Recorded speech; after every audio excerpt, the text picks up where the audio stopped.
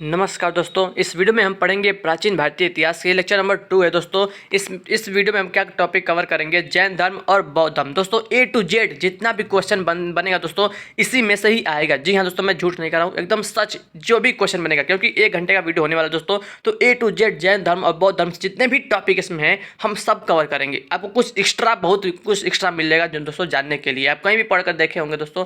इसमें बस एक बार पढ़कर देख लीजिएगा इसको, ठीक है। तो आइए एक मोटिवेशनल क्योट के साथ शुरू करते हैं। सफ़र में मुश्किलें आए तो हिम्मत और बढ़ती है, अगर कोई रास्ता रोके तो जुर्रत और बढ़ती है, अगर बिकने पर आ जाओ तो घट जाता है दम अक्सर, अगर बिकने पर आ जाओ तो घट जाता है दम अक्सर, ना बिकने का इरादा हो तो कीमत और बढ़ती है, तो कीमत और बढ़ती है। तो दोस्तों आइए शुरू करते हैं पढ़ना। दोस्तों हमने पिछले वीडियो में पहले वीडियो में दोस्तों जैन धर्म से पहले जितने भी इतिहास दोस्तों सिंधु घाटी की सभ्यता, ऋग वैदिक काल और दोस्तों उत्तर वैदिक काल पूरा हमने कंप्लीट किया था ए टू जेड, यानी कि एक एक पॉइंट हमने कंप्लीट किया था, ठीक है ना। अगर आप देखे होंगे दोस्तों तो जानते होंगे मैंने कैसा पढ़ाया था, ठीक है ना। अब देखिए जैन धर्म पढ़ेंगे दोस्तों। जैन धर्म बहुत ही जैन धर्म और बौद्ध धर्म को एकदम खत्म कर देंगे, एकदम एकदम एक टू पूरा पॉइंट, ठीक है। तो आइए शुरू करते हैं बिना टाइम वेस्ट किए। दोस्तों देखिए जैन धर्म की स्थापना की बात करते हैं तो जैन धर्म की स्थापना का श्रेय जैनियों के प्रथम तीर्थंकर ऋषभदेव को जाता है। जैन धर्म को संगठित करने एवं विकसित करने का श्रेय वर्धमान महावीर को दिया जाता है। जैन धर्म के प्रथम तीर्थंकर ऋषभदेव या आदिनाथ थे। याद रखिएगा दोस्तों, ठीक है ना। ये 3 पॉइंट जो है ये स्थापना के बारे में याद रखिएगा, ठीक है। आइए अब देखते हैं अगला पॉइंट क्या है। जैन धर्म के तीर्थंकर एवं प्रतीक चिन्ह। दोस्तों पहले तीर्थंकर है आदिनाथ या ऋषभदेव, इनका प्रतीक चिन्ह क्या है, वृषण या सांड या बैल कह सकते हैं, ठीक है ना। दूसरे दोस्तों अजितनाथ, अजितनाथ का याद रखिएगा हाथी है। संभवनाथ घोड़ा, मल्लिनाथ कलश, नेमिनाथ नील कमल, अरिष्ट नेमी शंख, पार्श्वनाथ सांप या सर्प, महावीर स्वामी सिंह, ठीक है दोस्तों। तो ये जो तीर्थंकर हैं इनके ये प्रतीक चिन्ह याद रखिएगा। इन्हीं में से दोस्तों जरूर कोई न कोई अगर आएगा क्वेश्चन में पेपर में तो इसी में से आएगा, ठीक है ना। एक बार फिर से पढ़ लीजिए। आदिनाथ या ऋषभदेव का है सांड या बैल या विषण कर सकते हैं। अजितनाथ हाथी, संभवनाथ घोड़ा, मल्लिनाथ कलश, नेमिनाथ नीलकमल, अरिष्टनेमी शंख, पार्श्वनाथ सर्प और महावीर स्वामी सिंह है, ठीक है दोस्तों। आइए अब आगे बढ़ते हैं दोस्तों। आइए सबसे पहले जानते हैं हम आदिनाथ या ऋषभदेव के बारे में। दोस्तों ऋषभदेव का उल्लेख ऋग्वेद, यजुर्वेद, अथर्ववेद, श्रीमद् भागवत पुराण, विष्णु पुराण दोस्तों एवं भागवत पुराण में हुआ है। ऋषभदेव का उल्लेख ऋग्वेद, यजुर्वेद, अथर्ववेद, श्रीमद् भागवत, विष्णु पुराण एवं भागवत पुराणों में हुआ है, ठीक है। ऋषभदेव का जन्म अयोध्या में हुआ था एवं इनकी मृत्यु 8 पर्वत अर्थात कैलाश पर्वत पर हुई थी।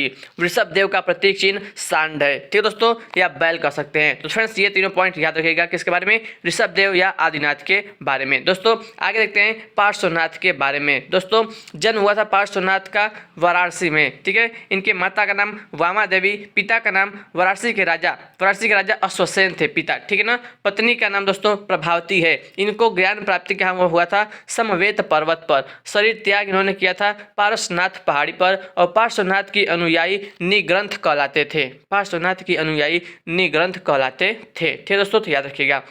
अब आइए देखते हैं दोस्तों महावीर स्वामी के बारे में। दोस्तों महावीर स्वामी ये जैन धर्म के 24वें तीर्थंकर एवं जैन धर्म के वास्तविक संस्थापक थे।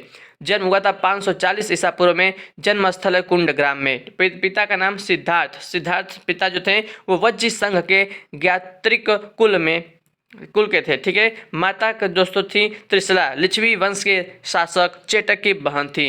पत्नी महावीर स्वामी की पत्नी जी का नाम यशोदा, इनकी पुत्री का नाम प्रियदर्शना या अनुजा कह सकते हैं। इनके महावीर स्वामी के दामाद का नाम जमाली, प्रथम शिष्य एवं प्रथम विरोधी, ठीक है ना। महावीर स्वामी के प्रथम शिष्य थे जमाली, इनके दामाद थे और प्रथम विरोधी भी थे। बचपन का नाम महावीर स्वामी के वर्धमान महावीर। इनको ज्ञान प्राप्ति कहाँ पर हुई थी दोस्तों, जिरिम्भिक गांव ऋजुपालिका नदी के तट पर साल वृक्ष के नीचे। याद रखिए दोस्तों जिरिम्भिक गांव ऋजुपालिका नदी के तट पर साल वृक्ष के नीचे। प्रथम उपदेश महावीर स्वामी ने कहाँ दिया था, राजगृह में दिया था। तो फ्रेंड्स वितुलाचल पर्वत पर बैठकर, बहुत ही मोस्ट इंपॉर्टेंट है, एक एक पॉइंट दोस्तों बहुत ही मोस्ट इंपॉर्टेंट है। इनको निर्वाण कहाँ प्राप्ति हुई थी, पावापुरी राजगृह में। मल्लगढ़ राज्य के प्रधान सस्तीपाल के यहाँ 468 ईसा पूर्व में। दोस्तों जन्म याद रखिएगा 540 ईसा पूर्व में और जो निर्वाण प्राप्त हुआ था 468 ईसा पूर्व में। ठीक है ना फ्रेंड्स, एक बार फिर से पढ़ लीजिए। ठीक है ना, जैन धर्म के 24 तीर्थंकर थे और वास्तविक संस्थापक कहलाते हैं जैन धर्म के। जन्म हुआ था 540 ईसा पूर्व में। जन्मस्थल है कुंडग्राम। पिता का नाम सिद्धार्थ था। ठीक है ना, माता का नाम त्रिशला, लिच्छवी वंश के राजा शासक चेटक की बहन। पत्नी यशोदा, पुत्री प्रियदर्शना, अनुजा, दामाद जमाली, प्रथम शिष्य प्रथम विरोधी। बचपन का नाम वर्धमान महावीर। ज्ञान प्राप्ति स्थल जिम्भी गांव रिजु पालिका नदी के तट पर साल वृक्ष के नीचे। प्रथम उपदेश राजगृह में वितुलाचल पर्वत पर बैठकर। निर्वाण पावापुरी राजगृह में मलगढ़ राज्य के प्रधान शस्तिपाल के यहाँ हुआ था 468 ईसा पूर्व में। ठीक है ना, आइए अब आगे बढ़ते हैं दोस्तों। हम देखेंगे जैन धर्म के पंच महावृत्त। दोस्तों एक एक टॉपिक, एक एक पॉइंट हम क्लियर करेंगे इस वीडियो में जैन धर्म से और बौद्ध धर्म से संबंधित। ठीक है ना, तो जैन धर्म के पंच महावृत्त कौन कौन से हैं? पहले देखिए अहिंसा। अहिंसा यानी कि जीव की हिंसा न करना। दूसरा है सत्य, सदा सच बोलना। तीसरा है अपरिग्रह, संपत्ति एकत्रित नहीं करना। चौथा है अस्तेय, चोरी न करना। पांचवा है ब्रह्मचर्य, स्त्री से संपर्क न बनाना। महावीर स्वामी ने जोड़ा था लेकिन। ठीक है ना, तो ये पंच महावृत्त है कौन कौन से? अहिंसा, सत्य, अपरिग्रह, अस्तेय, ब्रह्मचर्य। तो ये पांच पंचवृत्त महावृत्त याद रखिएगा। अहिंसा, सत्य, अपरिग्रह, अस्तेय और ब्रह्मचर्य। ठीक है दोस्तों, आगे बढ़ते हैं। अब देखिए जैन धर्म के त्रिरत्न देखते हैं दोस्तों। कौन कौन से त्रिरत्न है पहले देख ले। पहले कौन कौन से हैं? सम्यक ज्ञान, सम्यक दर्शन, सम्यक चरित्र। सम्यक ज्ञान, सम्यक दर्शन, सम्यक चरित्र। तो ज्ञान, दर्शन, चरित्र ये तीनों याद रखिएगा। ठीक है दोस्तों, सम्यक ज्ञान, सम्यक दर्शन, सम्यक चरित्र। सम्यक ज्ञान का मतलब क्या है? वास्तविक ज्ञान। सम्यक दर्शन का मतलब जैन तीर्थंकरों तथा उनके उपदेशों में दृढ़ आस्था तथा श्रद्धा रखना, इन्हीं के सत्य में विश्वास रखना। तीसरा है सम्यक चरित्र, इंद्रियों एवं कर्मों पर जो है पूर्ण नियंत्रण। सम्यक चरित्र, सम्यक ज्ञान, सम्यक दर्शन, सम्यक चरित्र, ये जैन धर्म के त्रिरत्न हैं। ठीक है फ्रेंड्स, आगे बढ़ते हैं। अब देखिए जैन धर्म की मान्यताएं। दोस्तों जैन धर्म में अहिंसा पर विशेष बल दिया गया है। जैन धर्म में कृषि एवं युद्ध में भाग लेने पर प्रतिबंध लगाया गया है। जैन धर्म पुनर्जन्म व कर्मवाद में विश्वास करता है। एक एक पॉइंट दोस्तों आपको ध्यान में रखना है। जैन धर्म पुनर्जन्म व कर्मवाद में विश्वास करता है। जैन धर्म के अनुसार कर्म फल ही जन्म तथा मृत्यु का कारण है। जैन धर्म में वर्ण व्यवस्था की निंदा नहीं की गई है। जैन धर्म संसार की वास्तविकता को स्वीकार करता है। सृष्टिकर्ता के रूप में ईश्वर को स्वीकार नहीं करता है। जैन धर्म में देवताओं के अस्तित्व को स्वीकार किया गया है, परंतु उनका स्थान जिन से नीचे रखा गया है। ठीक है दोस्तों, ये जैन धर्म की मान्यताएं हैं। यहाँ से बहुत क्वेश्चन दोस्तों हर एग्जाम में क्वेश्चन पूछे जाते हैं। ठीक ना दोस्तों, आपको दे देगा ऑप्शन में 4 ऑप्शन दे देगा, पूछेगा कौन सा इसमें से जैन धर्म की मान्यता नहीं है। ठीक है, या है, किसी भी प्रकार से क्वेश्चन पूछ सकता है, तो आप याद रखिएगा। ठीक है ना, तो आइए दोस्तों आगे बढ़ते हैं। आप देखते हैं जैन धर्म का दर्शन। दोस्तों देखिए जैन धर्म का दर्शन अनेकांतवाद, स्यादवाद एवं अनिश्वरवादिता है। ठीक है ना, जैन धर्म में सृष्टि की नित्यता को दर्शन के रूप में शामिल किया गया है। ठीक दोस्तों, जैन धर्म ईश्वर एवं वेदों की सत्ता को अस्वीकार करता है। जैन धर्म मोक्ष एवं आत्मा को स्वीकार करता है। दोस्तों बहुत मोस्ट इंपॉर्टेंट है, जैन धर्म मोक्ष एवं आत्मा को स्वीकार करता है। नोट क्या है? स्यादवाद को अनेकांतवाद या सप्तभंगी सिद्धांत भी कहा जाता है। दोस्तों ये जैन धर्म का दर्शन था। ठीक है ना, आइए आगे बढ़ते हैं। देखिए अब एक एक पॉइंट देखेंगे। अनेकांतवाद क्या है? दोस्तों जिस प्रकार जीव भिन्न भिन्न होते हैं उसी प्रकार उनमें आत्माएं भी भिन्न भिन्न होती हैं। इसके अनुसार आत्मा को परिवर्तनशील मानता है। ठीक है, तो यह है अनेकांतवाद। अब उसके बाद क्या है? स्यादवाद क्या है दोस्तों? इसके अनुसार तत्व ज्ञान को पृथक पृथक दृष्टिकोण से देखा जाता है, क्योंकि प्रत्येक काल में जीव का ज्ञान एक नहीं हो सकता। ज्ञान की विभिन्नताएं 7 प्रकार से हो सकती हैं, अतः यह दर्शन सप्तभंगिनय भी कहा जाता है। स्यादवाद को सप्तभंगिनय भी कहा जाता है। ठीक है, उसके बाद देखिए दोस्तों अनिश्वरवादिता एवं सृष्टि की नित्यता क्या है? दोस्तों जैन धर्म में इस विश्वास, जैन ईश्वर में विश्वास नहीं करते थे। वे ईश्वर को विश्व का निर्माणकर्ता और नियंता भी नहीं मानते थे। उनके अनुसार सृष्टि आदि काल से चलती आ रही है और अनंत काल तक चलती रहेगी। यह शाश्वत नियम के आधार पर कार्य करती है। ठीक है, तो फ्रेंड्स ध्यान रखिएगा अनेकांतवाद क्या है? स्यादवाद और अनिश्वरवादिता एवं सृष्टि की नित्यता। ठीक है, अब देखिए जैन धर्म की मौलिक शिक्षाएं। दोस्तों जैन धर्म में संसार को दुख मूलक माना गया है। व्यक्ति को सांसारिक जीवन की तृष्णाएं घेरे रहती हैं, यही दुख का मूल कारण है। संसार त्याग तथा संन्यास मार्ग ही व्यक्ति को सच्चे मार्ग पर ले जा सकती है। संसार के सभी प्राणी अपने अपने संचित कर्मों के अनुसार ही कर्म फल भोगते हैं। कर्म से छुटकारा पाकर ही व्यक्ति निर्वाण की ओर अग्रसर होता है। तो ये जैन धर्म की मौलिक शिक्षाएं थी। ठीक है, अब देखिए दोस्तों क्या दिया है, पुद्गल। पुद्गल क्या है देखते हैं। जैन धर्म के अनुसार प्रत्येक जीव में विद्यमान आत्मा स्वाभाविक रूप से सर्वशक्तिमान एवं सर्वज्ञाता होती है, किंतु पुद्गल के कारण यह बंधन में पड़ जाती है। पुद्गल एक कर्म पदार्थ है। क्या है? एक कर्म पदार्थ है। जब आत्मा में पुद्गल घुल मिल जाता है तो आत्मा में एक प्रकार का रंग उत्पन्न करता है। यह रंग लेस्य कहा जाता है। लेस्य 6 रंगों का होता है। कौन कौन सा? काला, नीला, धूसर। तो काला, नीला, धूसर बुरे चरित्र का सूचक है। पीला, लाल, सफ़ेद अच्छे चरित्र का सूचक है। दोस्तों ये आपने पहली बार पढ़ा होगा, यह पुद्गल। ठीक है ना दोस्तों, पुद्गल क्या है? जब आत्मा में पुद्गल घुल मिल जाता है तो आत्मा में एक प्रकार का रंग उत्पन्न करता है। यह रंग लेस्य कहा जाता है। लेस्य 6 रंगों का होता है, याद रखिएगा।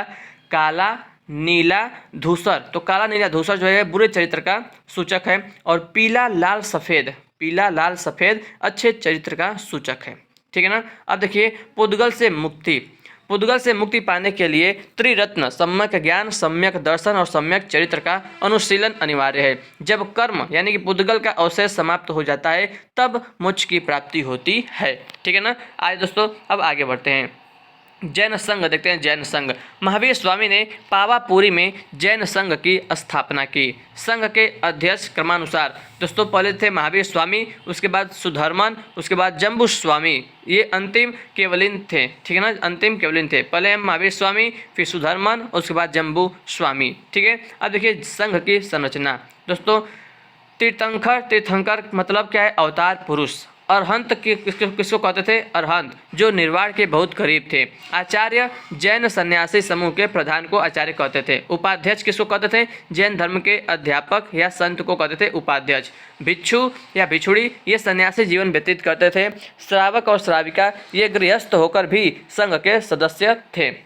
ठीक है ना। अवतार पुरुष को तीर्थंकर कहते थे, और जो निर्वाण के बहुत करीब थे उन्हें अरहंत कहते थे। जैन सन्यासी समूह के प्रधान को आचार्य कहते थे। जैन धर्म के अध्यापक या संत को उपाध्यक्ष कहते थे, और सन्यासी जीवन व्यतीत करने वाले को भिक्षु और भिक्षुड़ी कहते थे। मेल भिक्षु थे और फीमेल भिक्षुड़ी। ये गृहस्थ होकर भी संघ के सदस्य थे, श्रावक और श्राविका। ठीक है ना। उसके बाद देखिए दोस्तों निष्क्रमण क्या होता है? जैन संघ में प्रवेश करने के लिए एक विधि संस्कार। ठीक है ना, ये विधि संस्कार है। जैन संघ में ऊंच नीच एवं अमीर गरीब का कोई भेद नहीं था। चंदना, चंदना क्या होता है? यह भिक्षुड़ियों के संघ की अध्यक्षा थी। ठीक है ना, भिक्षुड़ियों के संघ की अध्यक्षा को क्या कहते थे? चंदना। और चेलना, यह श्राविकाओं की संघ की अध्यक्षा थी। ठीक है ना, चेलना।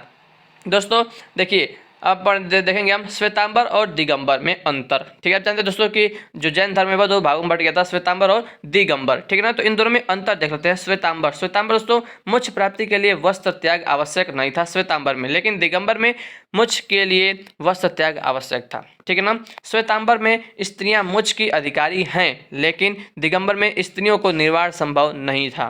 दोस्तों श्वेतांबर में कैवल्य के बाद भी भोजन की आवश्यकता, लेकिन दिगंबर में कैवल्य के बाद भोजन की आवश्यकता नहीं। दोस्तों श्वेतांबर में श्वेतांबर मतानुसार महावीर स्वामी विवाहित थे, और दिगंबर लोग कहते थे कि महावीर स्वामी अविवाहित थे। ठीक है ना, याद रखिएगा। श्वेतांबर लोग कहते थे कि महावीर स्वामी विवाहित थे, और दिगंबर लोग कहते थे कि अविवाहित थे। ठीक है ना। दोस्तों 19वीं तीर्थंकर मल्लीनाथ स्त्री थी, यानी कि श्वेतांबर लोग मानते हैं कि जो 19वीं तीर्थंकर थी मल्लीनाथ वो स्त्री थी, लेकिन दिगंबर लोग कहते हैं कि 19वीं जो तीर्थंकर थे मल्लीनाथ वो पुरुष थे। ठीक है। श्वेतांबर के अनुसार दोस्तों अंग, उपांग, प्रकीर्ण, छेद सूत्र, मूल सूत्र आदि को मानते थे। ठीक है, और दिगंबर इन साहित्यों में विश्वास नहीं रखते थे। दोस्तों इसके प्रमुख स्थूलभद्र थे, यानी कि श्वेतांबर के जो प्रमुख थे वो स्थूलभद्र थे, और दोस्तों दिगंबर के जो प्रमुख थे वो भद्रबाहु थे। तो याद रखिएगा, श्वेतांबर के प्रमुख स्थूलभद्र और दिगंबर के प्रमुख भद्रबाहु। ठीक है फ्रेंड्स, तो ये सभी बहुत ही मोस्ट इंपॉर्टेंट है श्वेतांबर और दिगंबर में। दोस्तों एक बार फिर से देख लीजिए क्योंकि मोस्ट इंपॉर्टेंट है, ठीक है ना।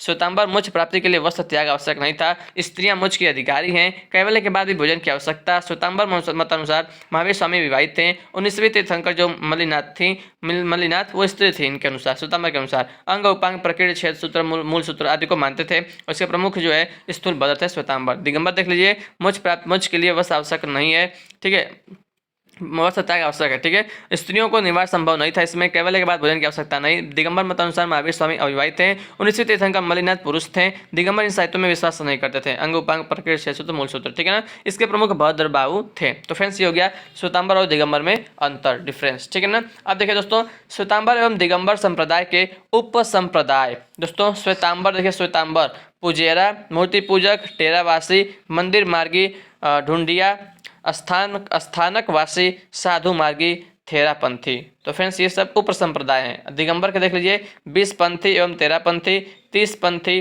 गुमान पंथी, तोतापंथी। तो ये जो है दिगंबर संप्रदाय के उप संप्रदाय हैं, ठीक है दोस्तों। अब देखिए जैन साहित्य देखते हैं दोस्तों। जैन साहित्य को आगम कहा जाता है। जैन साहित्य को आगम कहा जाता है। इसमें 12 अंग, 12 उपांग, 10 प्रकीर्ण, 6 सूत्र और 4 मूल सूत्र होते हैं। फ्रेंड्स याद रखिएगा अंग कितने हैं?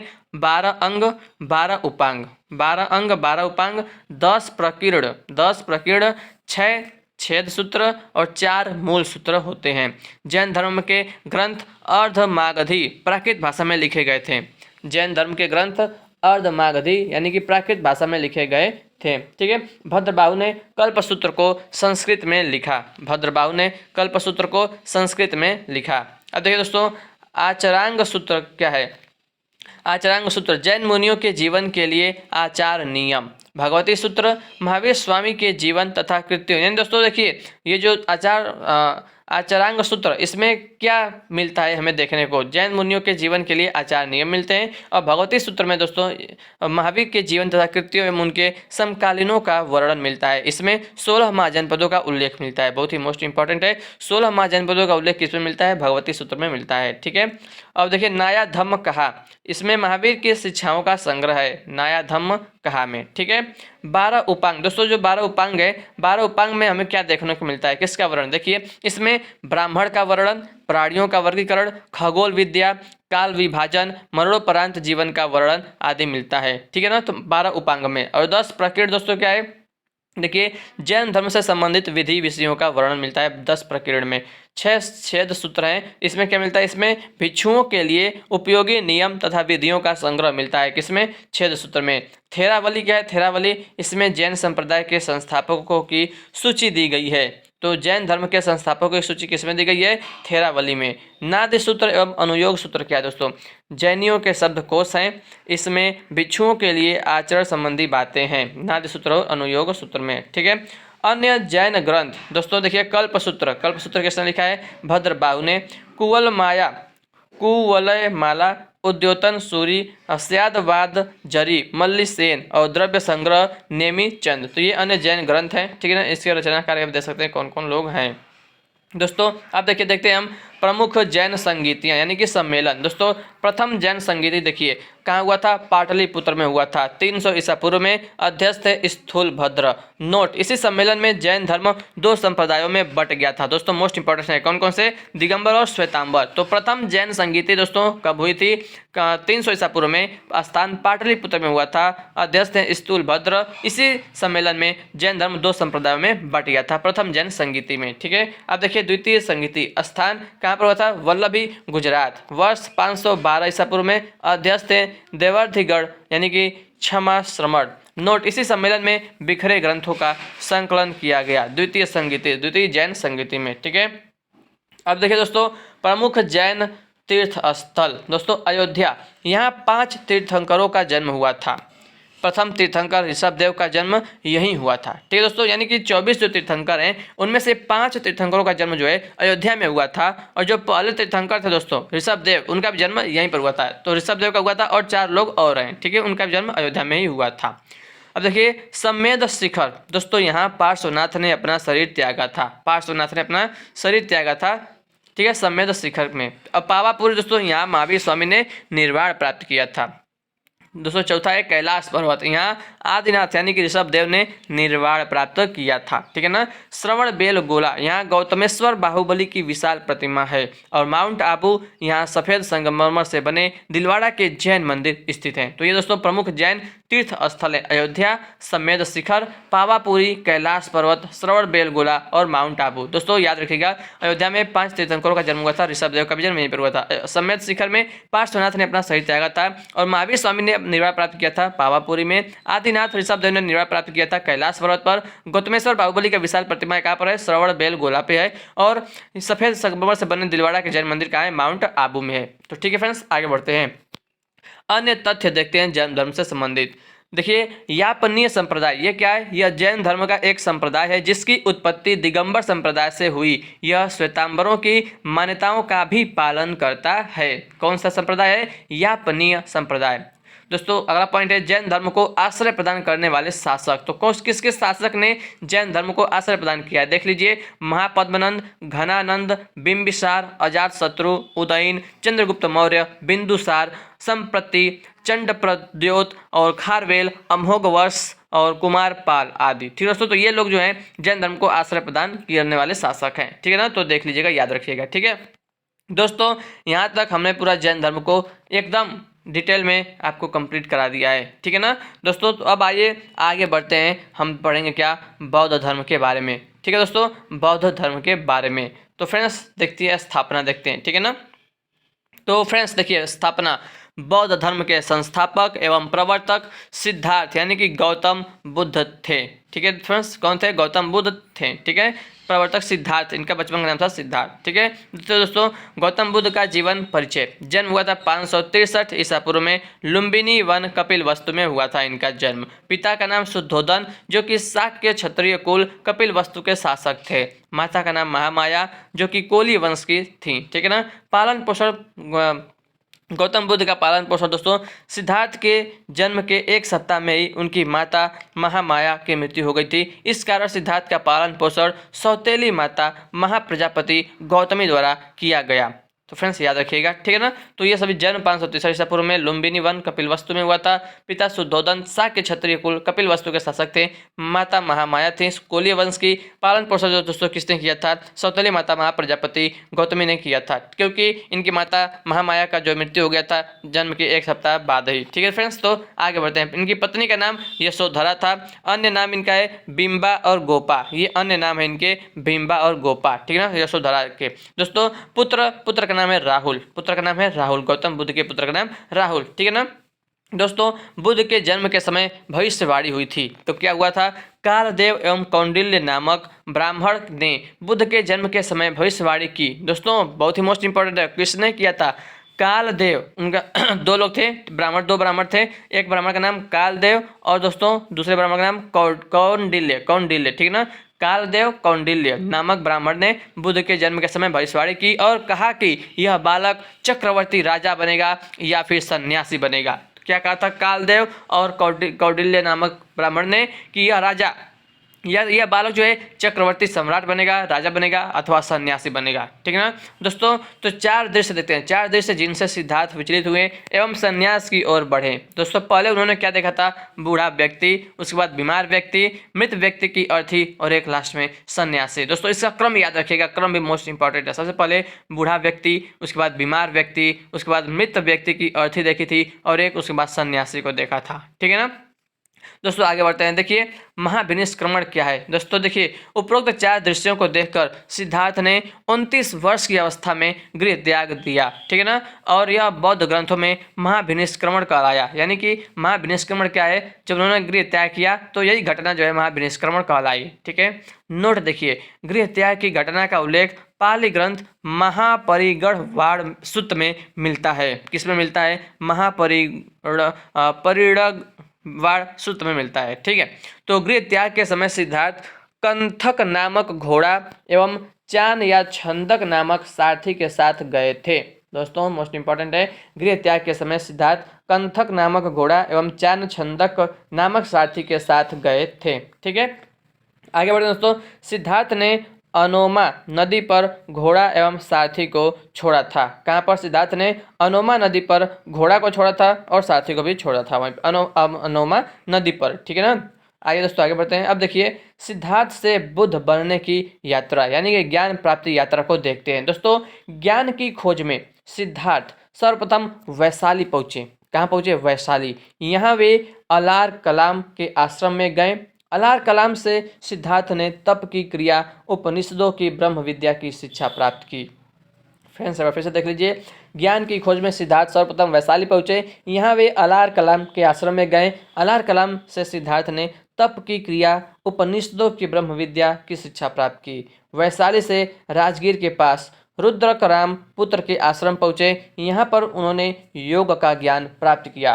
दोस्तों सर्वप्रथम वैशाली पहुंचे थे, उसके बाद वैशाली से राजगीर के पास गए, रुद्रकराम पुत्र के आश्रम पहुंचे। यहाँ पर उन्होंने योग का ज्ञान प्राप्त किया। उसके बाद दोस्तों राजगीर से उरुवेला गए। पहले वैशाली पहुंचे, वैशाली से राजगीर और राजगीर से उरुवेला गए एवं मोहना तथा निरंजना नदी संगम पर 6 वर्ष तक तपस्या की, परंतु ज्ञान प्राप्ति नहीं हुई। बाद में उन्होंने सुजाता नामक स्त्री से खीर खाकर अपना जो है व्रत तोड़ा।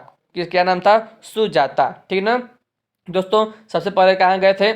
सिद्धार्थ तो वैशाली पहुंचे थे, वहां से अलार कलाम के आश्रम में गए और वहां से उन्होंने तप की क्रिया, उपनिषदों की, ब्रह्म विद्या की शिक्षा प्राप्त की। उसके बाद वैशाली से राजगीर गए, रुद्रकराम पुत्र के आश्रम पहुंचे। यहाँ पर उन्होंने योग का ज्ञान प्राप्त किया। राजगीर से उरुवेला गए और मोहना तथा निरंजना नदी संगम पर 6 वर्ष की कठोर तपस्या की दोस्तों, लेकिन ज्ञान की प्राप्ति नहीं हुई। तो उन्होंने सुजाता नामक स्त्री से खीर खाकर अपनी तपस्या यानी कि अपने जो है व्रत तोड़ा था। और दोस्तों ठीक है, अब देखिए 35 वर्ष की आयु में निरंजना नदी के किनारे वैशाख पूर्णिमा की रात्रि में पीपल वृक्ष के नीचे, वट वृक्ष भी कहते हैं, सत्य एवं ज्ञान की प्राप्ति हुई। दोस्तों 35 वर्ष की आयु में निरंजना नदी के किनारे वैशाख पूर्णिमा की रात्रि में पीपल वृक्ष के नीचे, वट वृक्ष, सत्य एवं ज्ञान की प्राप्ति हुई। इस घटना को संबोधि कहा जाता है। यह ज्ञान उन्हें समाधि के 49वें दिन प्राप्त हुआ था।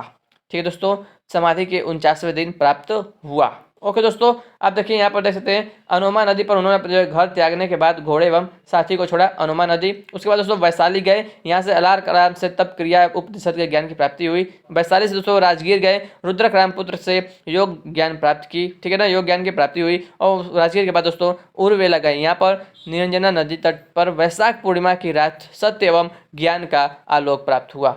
ठीक है दोस्तों, अब देखिए आगे बढ़ते हैं।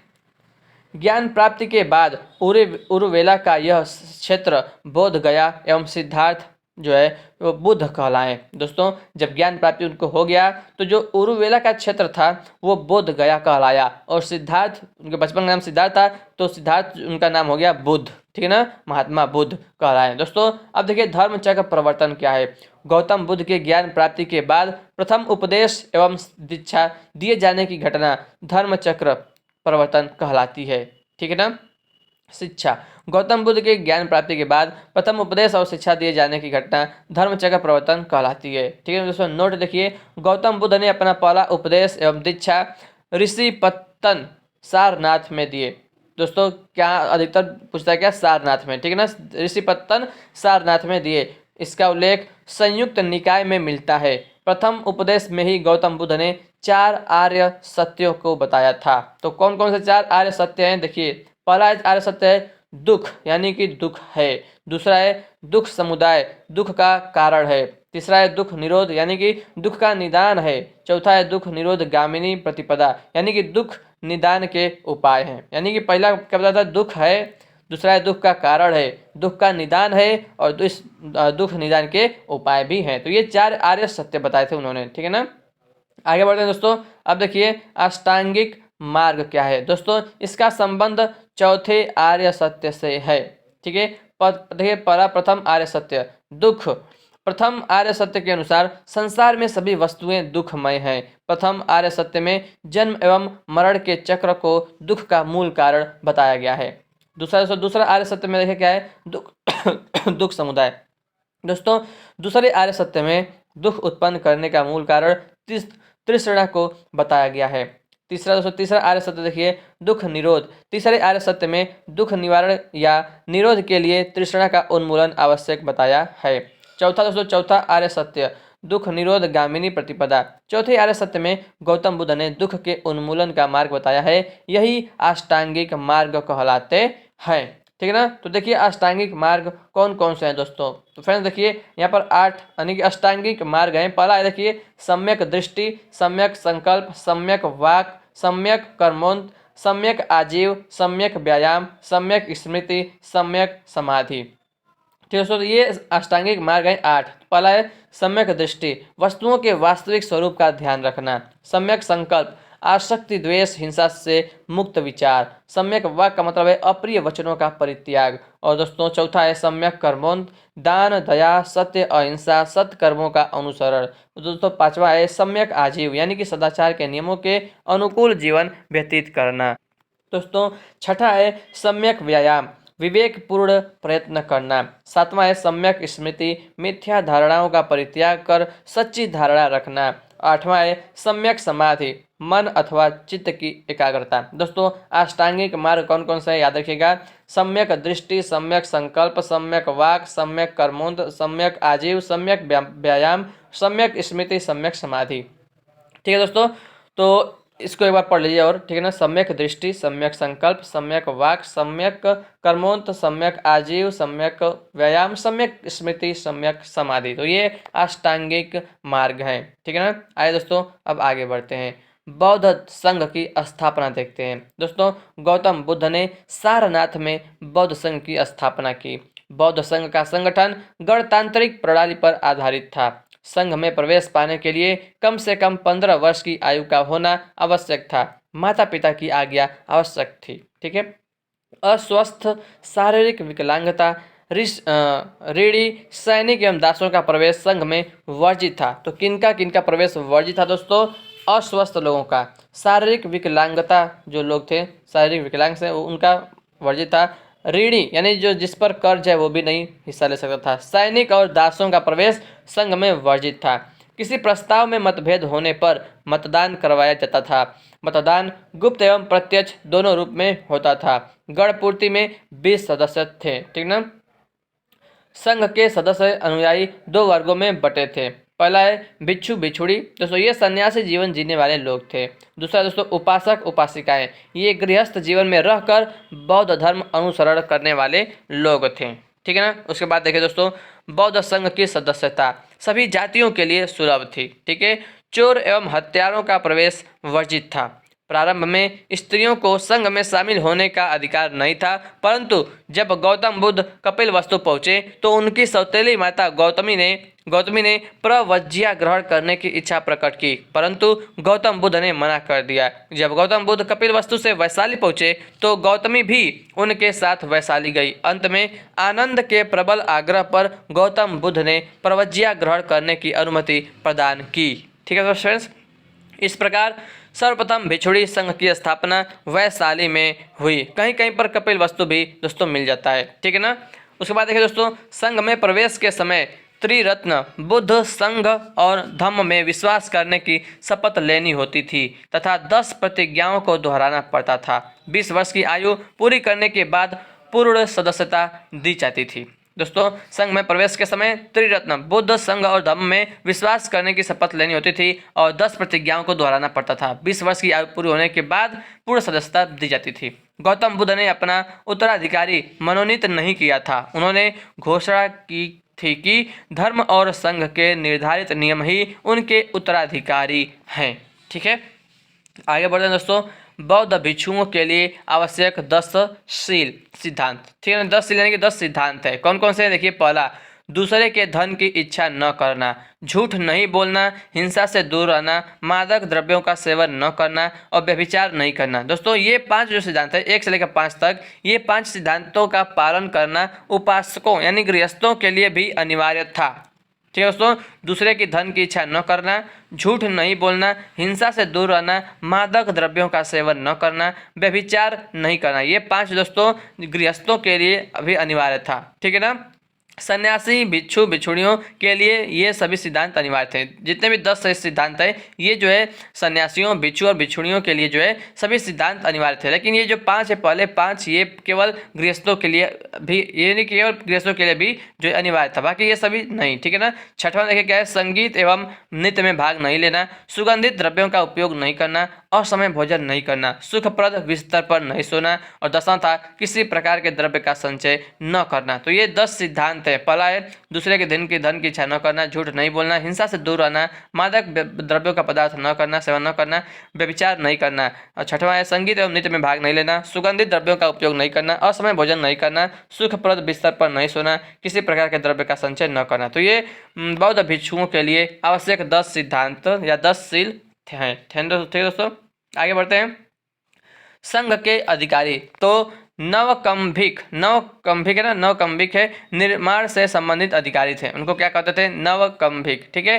खान पान से संबंधित अधिकारी को अंडागारी कहते थे। भंडागारिक। खान पान से संबंधित अधिकारी, ठीक है, भंडागारिक। क्रय करने वाले अधिकारी को कप्पीकारक कहते थे, कप्पीकारक। और वस्त्रागार के अधिकारी को चीवर कहते थे। आराम से संबंधित अधिकारी को आर्मिक कहते थे। ठीक है ना, याद रखिएगा, आर्मिक जो है। ठीक है फ्रेंड्स, तो ये हो गया संघ के अधिकारी। ठीक है। अब देखिए चैत्य एवं विहार में अंतर क्या होता है दोस्तों। चैत्य ये एक प्रकार के समाधि स्थल थे। इन समाधि स्थलों में महापुरुषों को शवदाह के बाद उनके धातु अवशेषों को सुरक्षित रखने के लिए इन समाधियों में भूमि के अंदर गाड़ दिया जाता था एवं ऊपर एक भवन का निर्माण किया जाता था। ये उपासना के केंद्र थे। ये होता था चैत्य। विहार क्या दोस्तों? चैत्यों के पास ही बौद्ध धर्म के भिक्षुओं को रहने के लिए आवास स्थानों का निर्माण कर दिया जाता था। ये आवास स्थान ही विहार कहलाते थे। ये आवास के केंद्र थे दोस्तों। आवास का केंद्र था विहार, उपासना का केंद्र था चैत्य। याद रखिएगा, आवास का केंद्र विहार, उपासना का केंद्र चैत्य। ठीक है। अब आगे बढ़ते हैं दोस्तों। देखिए पवर्णा समारोह क्या होता था। ठीक है ना, पवर्णा समारोह। तो दोस्तों वर्षा ऋतु के समय बौद्ध धर्म के प्रचार का कार्य नहीं किया जाता था। इस समय बौद्ध भिक्षु विहारों में ही रहते थे। वर्षा ऋतु की समाप्ति के बाद पर्वन समारोह का आयोजन किया जाता था, जिसमें सभी बौद्ध भिक्षु इन 4 माह में किए गए अपराधों को स्वीकार करते थे। ठीक है दोस्तों। देखिए उसके बाद क्या है, उपोत्सथ समारोह। इसमें क्या होता था दोस्तों, इस समारोह का आयोजन किसी विशेष अवसर पर सभी भिक्षुओं द्वारा धर्म पर चर्चा करने के लिए किया जाता था। कौन सा समारोह? उपोत्सथ समारोह। तो याद रखिएगा दोस्तों, पवर्णा समारोह क्या था, उपोत्सथ समारोह क्या था। ठीक ना। अब देखिए दोस्तों बौद्ध संघ से जुड़े शब्द। दोस्तों नति या नेति या वृत्ति, ये क्या है? बौद्ध संघ में लाया जाने वाला प्रस्ताव। ठीक है ना दोस्तों। दूसरा क्या शब्द है? प्रज्ञापक। ये क्या है? सभा में बैठने की व्यवस्था करने वाला अधिकारी। तो जो फ्रेंड्स जो सभा में बैठने वाले अधिकारी, जो व्यवस्था करता था अधिकारी, उसका नाम था प्रज्ञापक कहते थे उसको। उपसंपदा, संघ की पूर्ण सदस्यता। ठीक है ना। समनेर या श्रमणेर। तो दोस्तों प्रवज्ञा ग्रहण करने वाला व्यक्ति को क्या कहते थे? समनेर या श्रमणेर कहते थे। ठीक है ना। तो ये 4 शब्द याद रखिएगा दोस्तों। बौद्ध यानी गौतम बुद्ध का धर्मोपदेश स्थानानुसार भ्रमण। दोस्तों देखिए सर्वप्रथम सारनाथ, प्रथम उपदेश, इसको क्या कहते थे? धर्मचक्र प्रवर्तन। उसके बाद दोस्तों उरुवेला कहाँ है? गया। कश्यप गोत्रीय ब्राह्मण शिष्य। ठीक है ना। उसके बाद राजगीर। दोस्तों बिंबिसार को वेलुवन सारिपुत्र व मोगलायन शिष्य बने। ठीक है ना। उसके बाद कपिल वस्तु बुद्ध परिवार शिष्य बना। ठीक है। उसके बाद वैशाली गौतमी को प्रवज्ञा भिक्षुणी संघ की स्थापना हुई। और दोस्तों पावापुरी अतिसार या पेचिश से पीड़ित हो गए थे। ठीक है ना। गौतम बुद्ध का धर्मोपदेश स्थानानुसार भ्रमण। ठीक है दोस्तों। उसके बाद देखिए दोस्तों मोस्ट इंपॉर्टेंट आता है क्या, बुद्ध 45 वर्षों तक धर्मोपदेश देते रहे। उन्होंने अपने भ्रमण काल के दौरान पूर्व में चंपा, पश्चिम में कुरुक्षेत्र, उत्तर में कपिलवस्तु, दक्षिण में कौशाम्बी तक की यात्रा की। पूर्व में चंपा, पश्चिम में कुरुक्षेत्र, उत्तर में कपिलवस्तु और दक्षिण में कौशाम्बी तक की यात्रा की। ठीक है दोस्तों। बुद्ध उज्जैन नहीं गए थे। उन्होंने अपने शिष्य महाकच्चायन को उज्जैन भेजा। ठीक है दोस्तों। किसको भेजा था? अपने शिष्य महाकच्चायन को जो है उज्जैन भेजा था। महात्मा बुद्ध जो है उज्जैन नहीं गए थे। ठीक है दोस्तों। अब देखते हैं क्या बौद्ध धर्म की मान्यताएं। दर्शन दोस्तों, बौद्ध दर्शन क्षणिकवादी है। बौद्ध दर्शन अंतःशुद्धिवादी है। ठीक है, बौद्ध दर्शन कर्मवादी है। दोस्तों, कर्म का आशय कायिक, वाचिक व मानसिक चेष्टाओं से है। बौद्ध दर्शन अनिश्वरवादी है। बौद्ध धर्म पुनर्जन्म में विश्वास रखता है। बौद्ध धर्म अनात्मवादी है, यानी कि बौद्ध धर्म की शाखा सामित्य ने आत्मा को माना है। बौद्ध धर्म का मूलाधार 4 आर्य सत्य हैं। बौद्ध धर्म के त्रिरत्न हैं बुद्ध, संघ और धम्म। बुद्ध, संघ और धम्म। ठीक है, तो ये मान्यताएं और दर्शन हैं। ठीक है, बुद्ध के जीवन की 4 महत्वपूर्ण घटनाएं। दोस्तों, पहला घटना है गृह त्याग। जब उन्होंने गृह त्यागा था, इस घटना को क्या कहते हैं? महाभिनिष्क्रमण। ठीक है, दूसरा है संबोधि, यानी कि जब ज्ञान प्राप्ति हुई, निर्वाण प्राप्त हुआ ज्ञान प्राप्ति को, तो संबोधि कहा गया। प्रथम उपदेश को क्या कहा गया? धर्म चक्र प्रवर्तन। और दोस्तों चौथा देहावसान को क्या कहा गया? महापरिनिर्वाण। ठीक है, तो ये 4 महत्वपूर्ण घटनाएं थी। दोस्तों, बुद्ध के जीवन की घटनाओं के प्रतीक देख लीजिए। जब जन्म हुआ था तो प्रतीक क्या था? कमल। क्या था? कमल। जब गर्भ में थे तो हाथी था प्रतीक। ठीक है दोस्तों, दूसरा है यौवन। तो यौवन दोस्तों, तो क्या प्रतीक था? सांड। ठीक है ना। तीसरा है गृह त्याग। तो गृह त्याग का प्रतीक है? घोड़ा। ज्ञान प्राप्ति का जो है दोस्तों क्या है? बोधि वृक्ष है। पांचवा है समृद्धि। समृद्धि जब प्राप्त होगी थी तो शेर कहा गया। शेर जो है प्रतीक। ठीक है, प्रथम उपदेश का जो प्रतीक है वो चक्र है। निर्वाण का दोस्तों पद चिन्ह है। और मृत्यु स्तूप प्रतीक है। ठीक है, जन्म क्या दोस्तों? जन्म का कमल। यौवन सांड। गृह त्याग घोड़ा। ज्ञान प्राप्ति बोधि वृक्ष। समृद्धि शेर। प्रथम उपदेश चक्र। निर्वाण पद चिन्ह। मृत्यु स्तूप। तो ये चिन्ह और फ्रेंड्स चिन्ह याद रखिएगा। ठीक है ना, कौन कौन से प्रतीक हैं। ठीक है, कुल 4 पशु चिन्ह महात्मा बुद्ध के जीवन की घटनाओं से संबंधित हैं। कुल 4 पशु चिन्ह महात्मा बुद्ध के जीवन की घटनाओं से संबंधित हैं। ठीक है दोस्तों, कौन कौन से पशु चिन्ह है? एक है गर्भ में जब थे तो हाथी, और यौवन में थे तो सांड, गृह त्याग घोड़ा, और समृद्धि में शेर। तो ये 4 जो है पशु चिन्ह है, महात्मा बुद्ध के जीवन से घटनाओं से संबंधित हैं। ठीक है दोस्तों, अब देखिए प्रमुख बौद्ध संगीतियाँ। प्रमुख बौद्ध संगीतियाँ दोस्तों, प्रथम बौद्ध संगीति, समय 483 ईसा पूर्व, स्थल राजगृह, अध्यक्ष कौन थे? पहले में महाकश्यप, और संरक्षक थे अजात शत्रु। इसमें देखिए क्या कार्य हुआ था? विवरण, सुत्त पिटक एवं विनय पिटक की रचना हुई थी। ठीक है ना। प्रथम जैन संगीति नहीं, प्रथम बौद्ध संगीति दोस्तों राजगीर में हुआ था, याद रखिएगा। ठीक है, द्वितीय बौद्ध संगीति 383 ईसा पूर्व में दोस्तों स्थल वैशाली। ठीक है, अध्यक्ष कौन थे? सब्बक मीर, या उसको कह सकते हैं स्थवीर यश। ठीक है ना, स्थवीर यश। दोस्तों संरक्षक कालाशोक। पहला अजात शत्रु, दूसरा कालाशोक, तीसरा अशोक और चौथा कनिष्क संरक्षक। याद रखिएगा। ठीक है ना, अध्यक्ष याद रखिए दोस्तों। देखिए द्वितीय जो हुआ था 383 ईसा पूर्व में वैशाली में, सब्बक मीर वीरयस जो है अध्यक्ष थे, कालाशोक संरक्षक, और दोस्तों क्या हुआ था? संघ महासंघिक दोस्तों और स्थवीरयस वादी में बट गया था। ठीक है, तृतीय बौद्ध संगीति दोस्तों 250 ईसा पूर्व में पाटलिपुत्र में हुआ था। मोगली पुत्र तीस अध्यक्ष थे, और अशोक जो है संरक्षक, और अभिधम्म पिटक का संकलन हुआ था इसमें, तृतीय वाले में। ठीक है, चौथा बौद्ध संगीति 98 ईसा पूर्व में हुआ था कुंडलवन में, और वसुमित्र अध्यक्ष थे, संरक्षक कनिष्क था, और दोस्तों विवरण क्या है? हीनयान और महायान में विभाजन। ठीक है ना दोस्तों, जो बौद्ध धर्म है वो 2 भागों में बट गया था, चतुर्थ बौद्ध संगीति में, हीनयान और महायान में। अभी हम देखेंगे इसके बारे में थोड़ा डिटेल में। ठीक है ना दोस्तों, याद रखिएगा। प्रथम बौद्ध संगीति कब हुआ था? 483, दूसरा 383, पहला 483, 383, 250 और 98। ठीक है ना, 483, 383, 250 और 98। ठीक है, स्थल पहला है राजगीर, वैशाली, पाटलिपुत्र, कुंडलवन। पहला दोस्तों राजगीर, दूसरा वैशाली, तीसरा पाटलिपुत्र, चौथा कुंडलवन। राजगृह वैशाली पाटलिपुत्र कुंडलवन। राजगृह वैशाली पाटलिपुत्र कुंडलवन। ठीक है ना, राजगृह वैशाली पाटलिपुत्र कुंडलवन। दोस्तों अध्यक्ष महाकश्यप, सब्बकमीर, मोगली पुत्र तिस्र और वसुमित्र। महाकश्यप पहला है, ठीक है, पहले, और सब्बकमीर, मोगली पुत्र तिस्र और वसुमित्र। संरक्षक अजातशत्रु, कालाशोक, अशोक, कनिष्क। अजातशत्रु, कालाशोक, अशोक, कनिष्क, ठीक है दोस्तों, तो याद रखिएगा, ठीक है।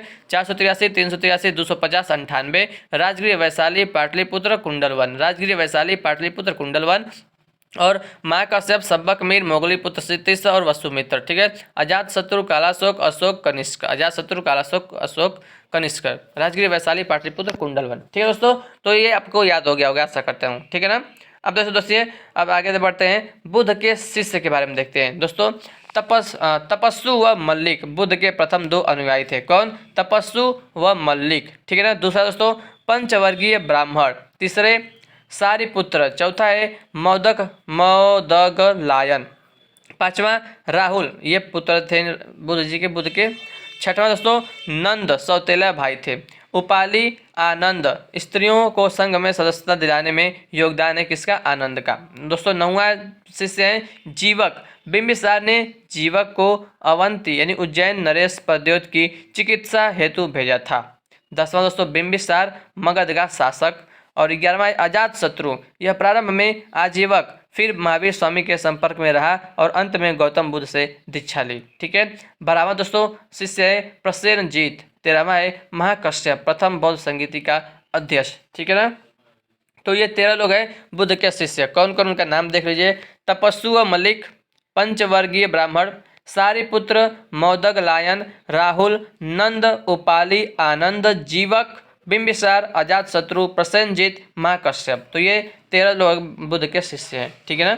आगे बढ़ते हैं दोस्तों, बुद्ध की प्रमुख शिष्याएं। तो दोस्तों देख लीजिए कितने 7 जो है शिष्याएं हैं। कौन कौन है? महाप्रजापति गौतमी, ये जो है सौतेली माता और प्रथम शिष्या थी, ठीक है ना। महाप्रजापति गौतमी। दोस्तों दूसरी यशोधरा पत्नी थी इनकी, ये भी शिष्याएं थी, इनकी शिष्या थी, ठीक है ना।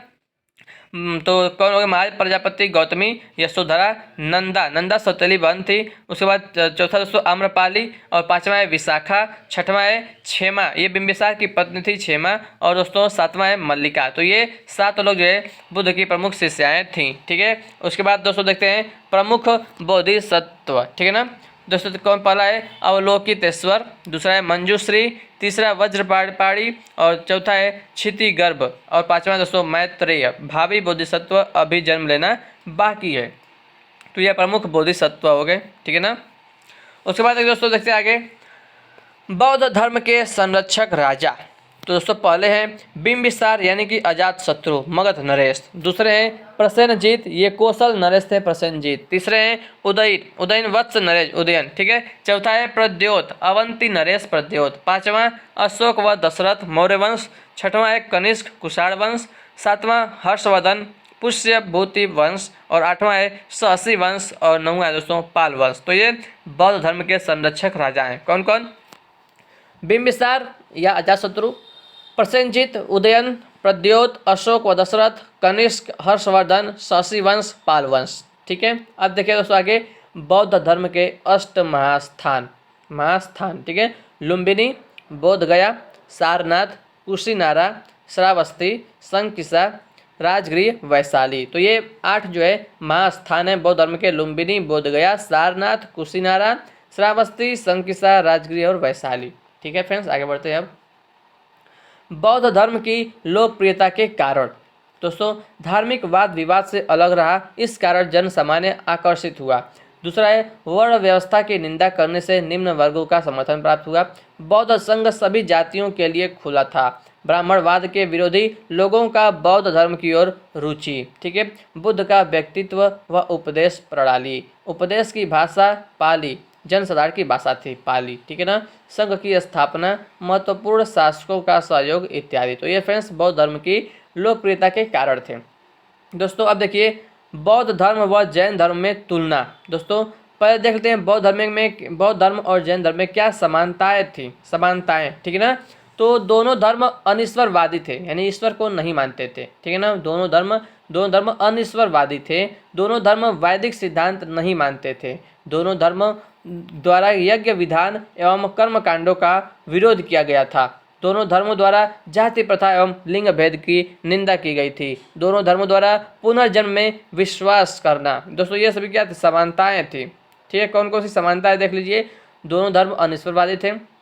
दोनों धर्म वैदिक सिद्धांत नहीं मानते थे। दोनों धर्मों द्वारा यज्ञ विधान एवं कर्मकांडों का विरोध। दोनों धर्मों द्वारा जाति प्रथा एवं लिंग भेद की निंदा। दोनों धर्मों द्वारा पुनर्जन्म में विश्वास। ठीक है, तो ये दोस्तों समानताएं थी। अब क्या क्या असमानताएं थी, यानी कि एक धर्म मानता था तो एक दूसरा धर्म नहीं मानता था। देख लीजिए, जैन धर्म में अहिंसा पर अत्यधिक बल दिया गया, किंतु बौद्ध धर्म जैन धर्म से कम अहिंसा पर बल देता था। यानी कि जैन धर्म में सबसे अधिक जो है अहिंसा पर बहुत बल दिया गया था जैन धर्म में, लेकिन बौद्ध धर्म में उतना नहीं। ठीक है दोस्तों, जैन धर्म आत्मा को शाश्वत मानता था, अर्थात जीव में आत्मा होती है, किंतु बौद्ध धर्म ईश्वर एवं आत्मा दोनों को ही नहीं मानता था। जैन धर्म आत्मावादी है तथा बौद्ध धर्म अनात्मवादी है। ठीक है दोस्तों, जैन धर्म में कठोर तपस्या, आत्महत्या, संलेखना को मान्यता है। बौद्ध धर्म में ऐसा नहीं है। जैन धर्म का विकास भारत के बाहर नहीं, जबकि बौद्ध धर्म वैश्विक है। ठीक है, अगला है दोस्तों, जैन धर्म वर्ण व्यवस्था की निंदा नहीं करता, जबकि बौद्ध धर्म वर्ण व्यवस्था की निंदा करता है।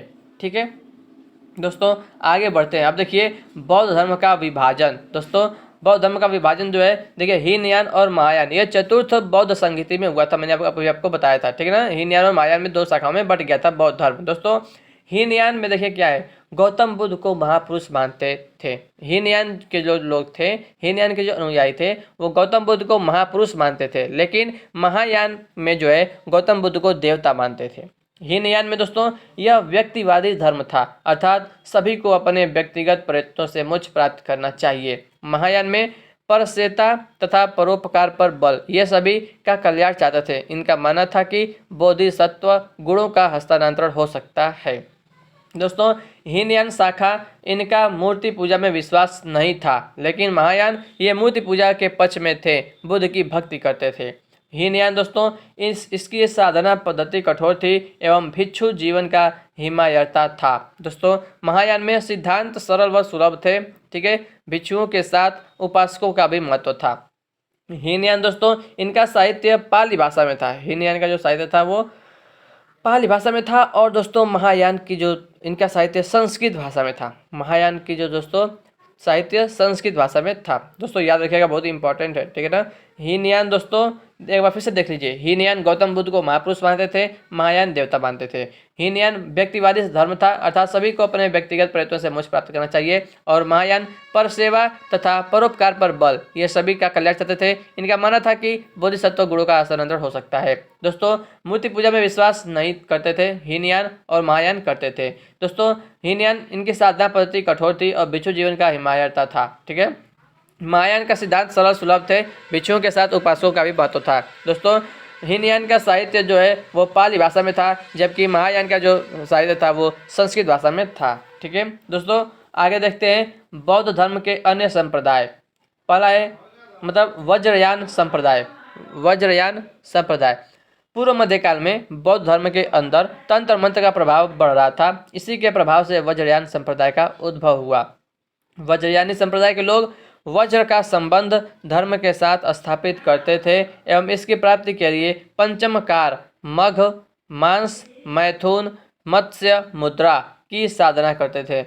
यह जादुई शक्ति को प्राप्त करके मुक्त होने की संकल्पना थी। इसके केंद्र नालंदा, विक्रमशिला, सोमपुरी और जगदल्ला थे। ठीक है ना, वज्रयान संप्रदाय के मुख्य केंद्र कौन कौन से थे?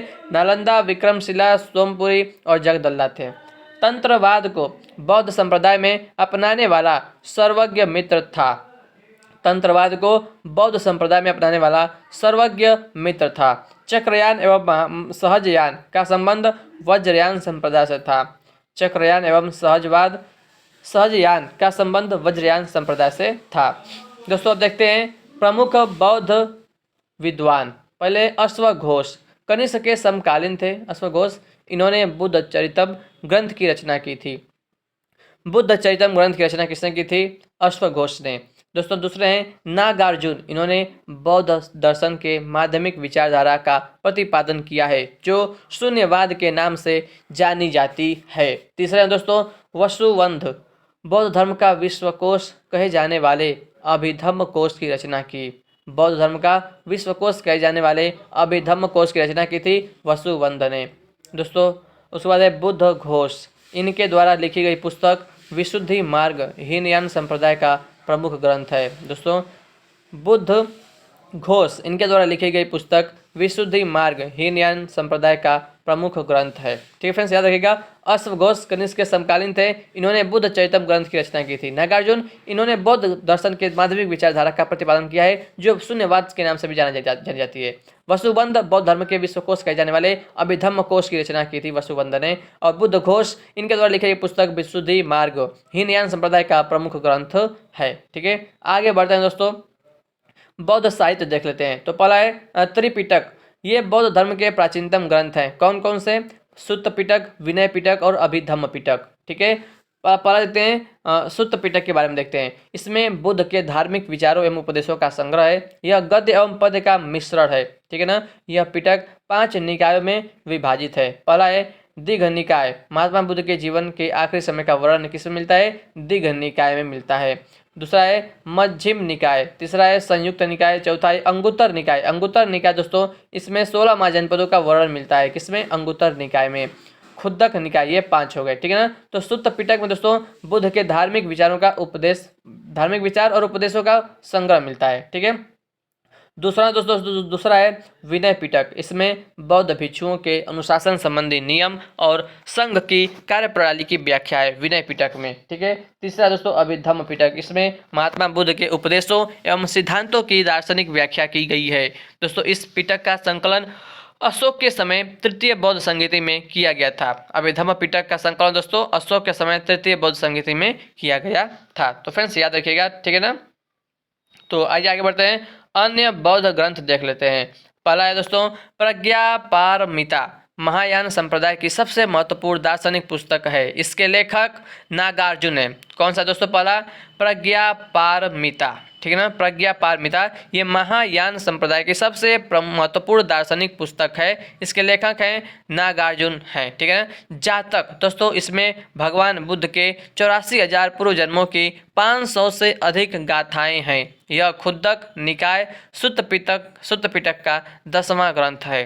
दोस्तों जातक याद रखिएगा, जातक, इसमें भगवान बुद्ध के 84,000 पूर्व जन्मों की 500 से अधिक गाथाएं हैं। यह खुद्दक निकाय यानी कि सुत्त पिटक का 10वां ग्रंथ है। दोस्तों देखिए, थेर गाथा और धेरी गाथा में अंतर क्या है?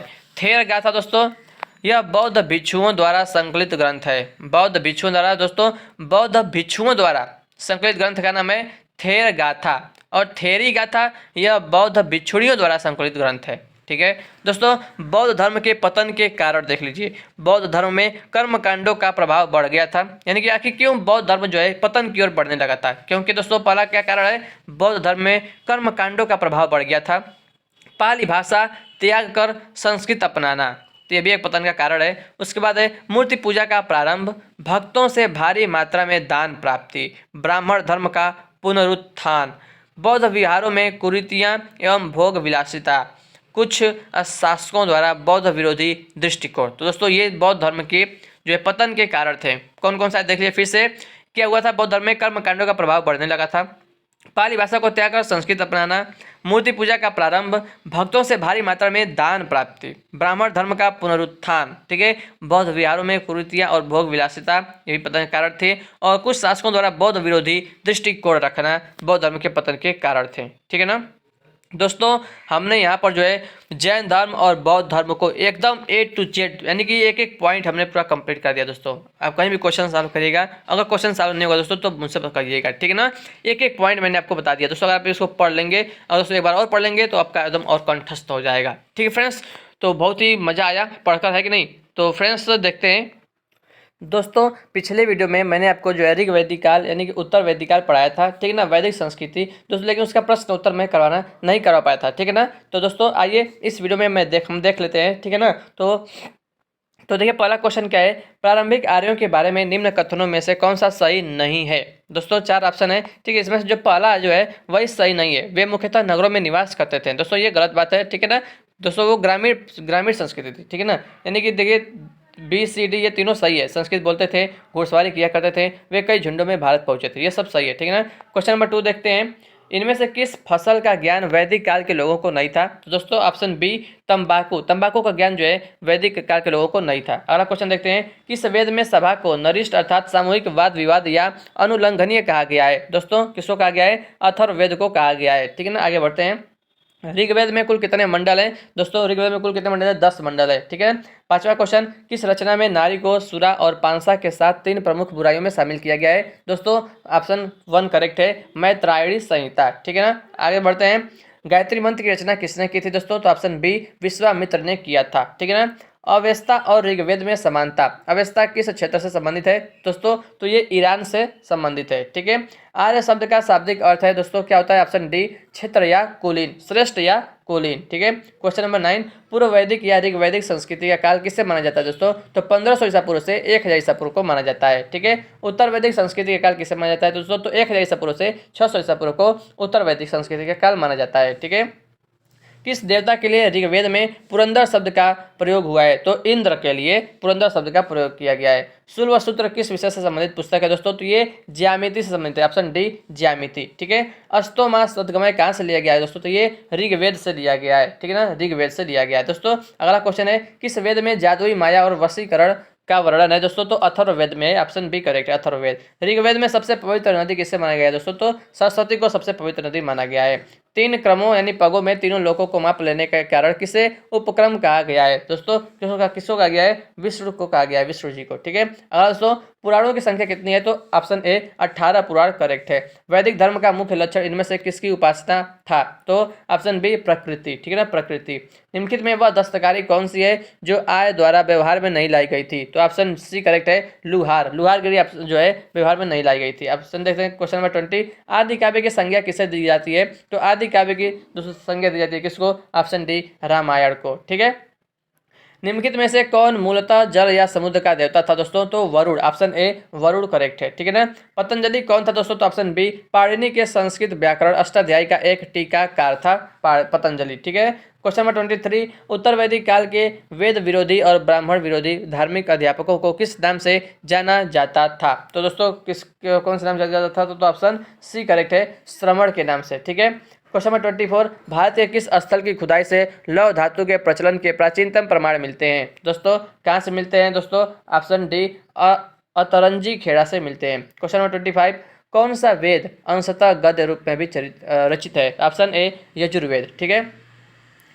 सभा और समिति प्रजापति की 2 पुत्रियां थी, इसका उल्लेख किस वेद में मिलता है। दोस्तों किस वेद में मिलता है, ऑप्शन बी अथर्ववेद में मिलता है। दोस्तों उत्तर वैदिक काल में किस देवता को सर्वोच्च स्थान प्राप्त था। तो ऑप्शन सी प्रजापति को, ठीक है ना, किसको, प्रजापति को सर्वोच्च स्थान प्राप्त था। दोस्तों किस वेद में प्राचीन वैदिक युग की संस्कृति के बारे में सूचना दी गई है। तो ऑप्शन डी ऋग्वेद, ठीक है, ऋग्वेद। निम्नलिखित में से उत्तर वैदिक काल में लिखे गए ग्रंथों का सही क्रम कौन सा है। तो ऑप्शन ए करेक्ट है, वेद, ब्राह्मण, आरण्यक और उपनिषद, ठीक है। निम्नलिखित में किसका संकलन ऋग्वेद पर आधारित है। किसका दोस्तों ऋग्वेद पर आधारित है, ऑप्शन बी सामवेद का।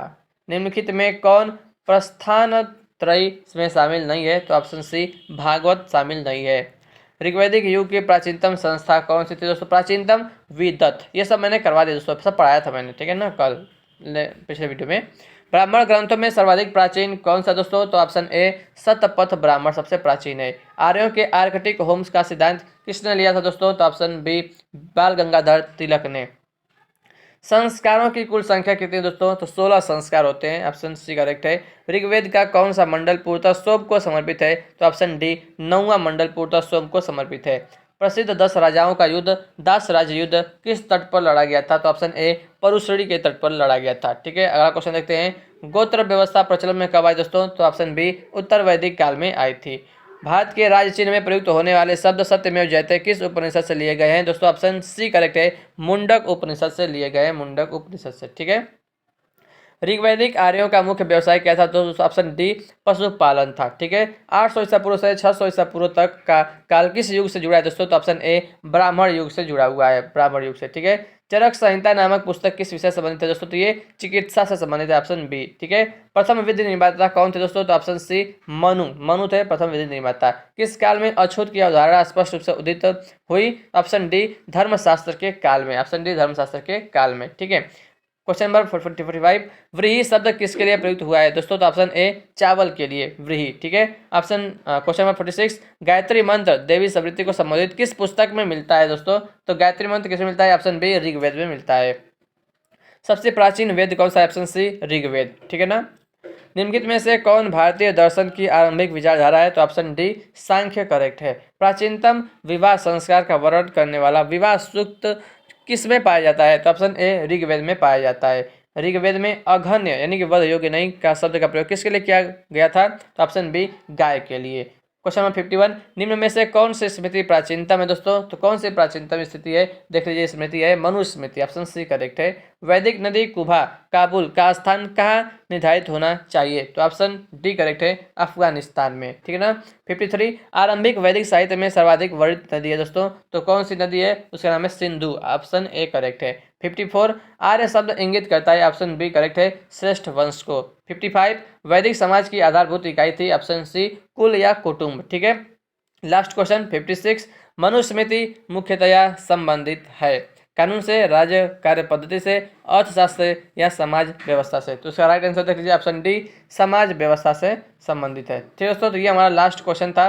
ठीक है, 56 क्वेश्चन में वैदिक सभ्यता क्या पूरा मैंने क्वेश्चन करवा दिया है। ठीक है फ्रेंड्स, तो दोस्तों हमने जो है जैन धर्म और बौद्ध धर्म को पूरा कंप्लीट करा दिया है। ठीक है, अगले वीडियो में दोस्तों हम पढ़ेंगे क्या? महाजनपद काल। ठीक है फ्रेंड्स, तो महाजनपद काल के बारे में भी हम एक एक पॉइंट को कंप्लीट कराएंगे। ठीक है दोस्तों, तो फ्रेंड्स अब दोस्तों अगर आपको ये वीडियो पसंद आए वीडियो को लाइक करिएगा, चैनल पर नए चैनल को सब्सक्राइब जरूर कर लीजिएगा। ठीक है फ्रेंड्स, आपसे मिलते हैं दोस्तों अगले वीडियो में। तब तक दोस्तों जय हिंद, जय भारत, वंदे मातरम।